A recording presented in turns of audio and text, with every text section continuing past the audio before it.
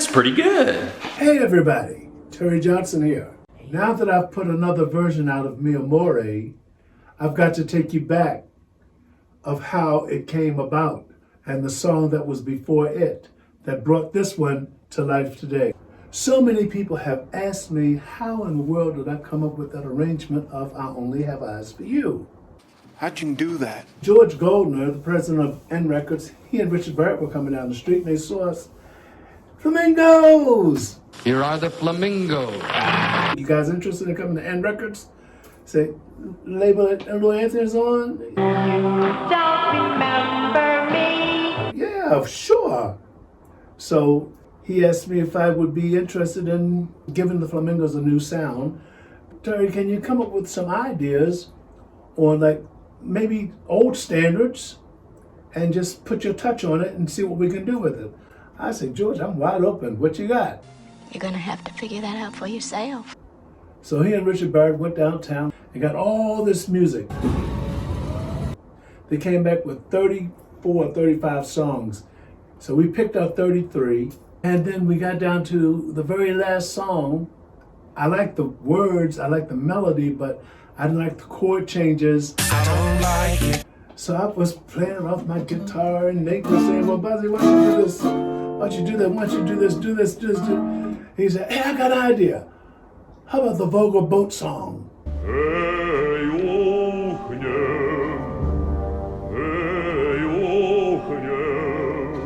We all started laughing.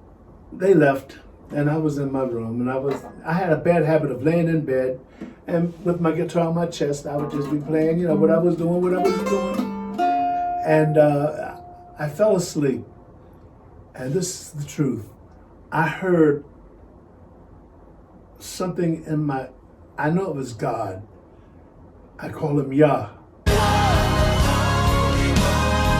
I know it was him because I heard a musical sound that was like, it sounded like it was so far away.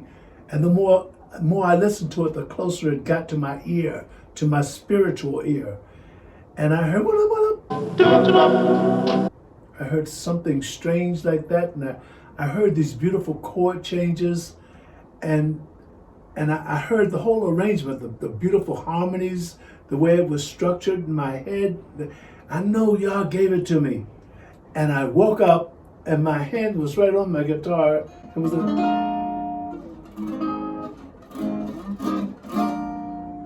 I liked it. Yeah, that's what it was. My love must be a kind of blind love. I remembered exactly what I heard in my dream, so I called the guys. It was about 4 o'clock in the morning, but I said, come to my room now. I got the song. I got the last song. We've got to do it tomorrow. Deadline.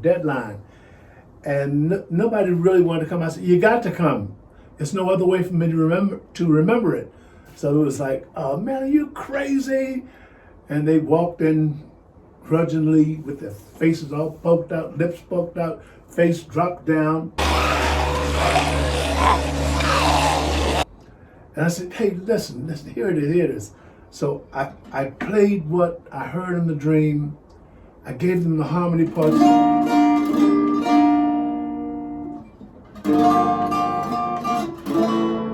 I played it for them and they were looking at me like... That doesn't make sense. And I said, well, hey, I like it and y'all gave it to me, so this is what I want you to do. I gave everybody their parts and it was great. I thought it was wonderful because it was duplicated what I heard in a dream. And all of a sudden when I got finished, I said, so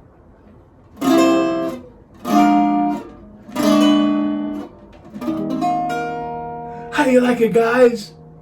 Is one of the most insanely idiotic things I have ever heard. I said, hey man, that's the song.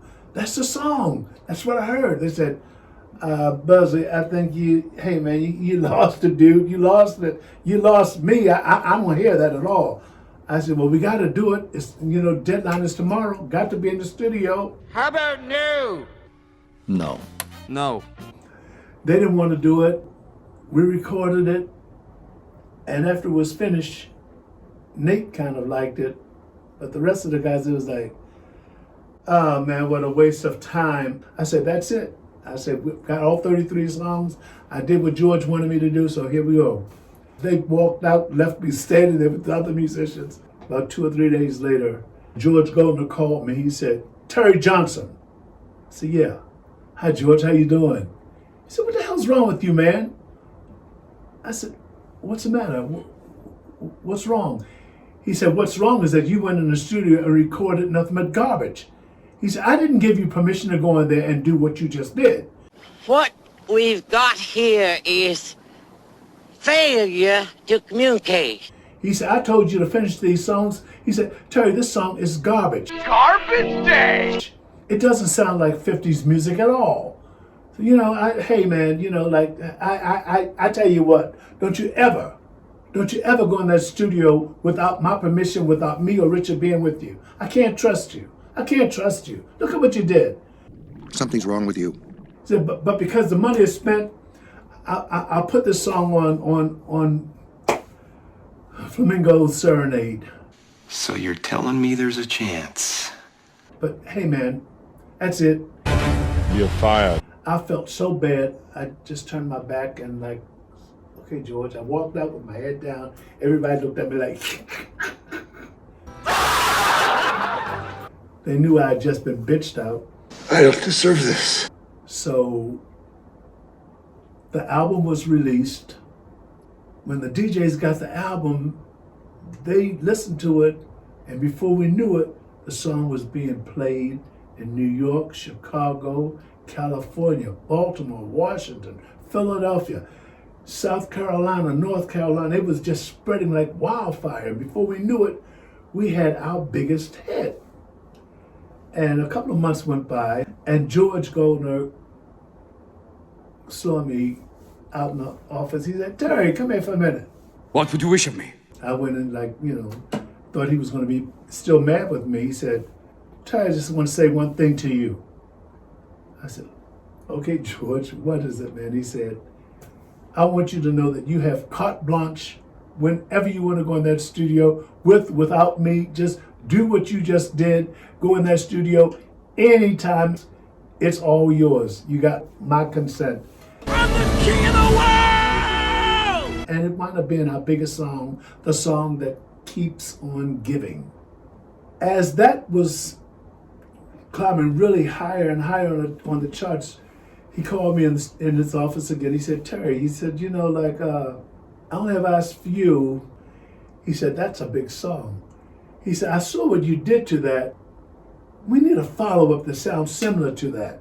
Can you come up with something similar to that? I said, well... You can count on me, mon capitaine. He said, how about using an Italian title, like called My Love? Or as you would say, my love in Italian, it would be Mio Amore. Surely you can't be serious. I am serious. And don't call me Shirley. Sounds pretty good, sounds pretty good. Let me see. Mio Amore, take my lips and kiss them. Take my love, take my hands and hold them. I am yours, my love, till the end of time.